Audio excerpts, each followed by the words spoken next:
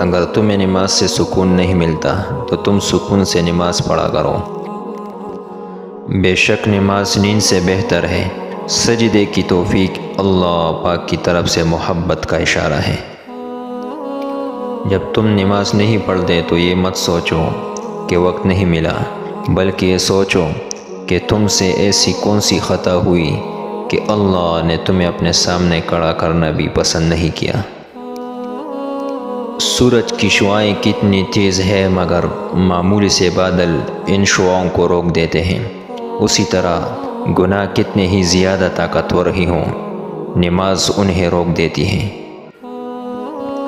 نماز وہ واحد حکم ہے جسے اللہ نے آسمان سے وحی کے ذریعے نہیں اتارا، بلکہ اپنے محبوب حضرت محمد صلی اللہ علیہ وسلم کو آسمان پر بلا کر تحفے میں دیا۔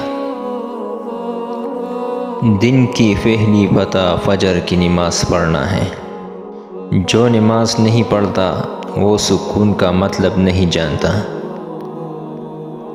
فجر کی 2 سنتیں دنیا اور جو کچھ اس دنیا میں ہے ان سب سے بہتر ہے۔ جس انسان سے اللہ پاک ناراض ہو جائے اس سے سجدے کی توفیق چھین لیتا ہے۔ اگر نماز کے وقت طواف کعبہ رک سکتا ہے تو تیرا کاروبار کیوں نہیں؟ نماز اللہ سے ملاقات کا بہترین ذریعہ ہے۔ صبر اور نماز سے مدد لیا کرو، بے شک اللہ صبر کرنے والوں کے ساتھ ہے۔ نماز دنیا اور آخرت کے خزانوں کی چابی ہے۔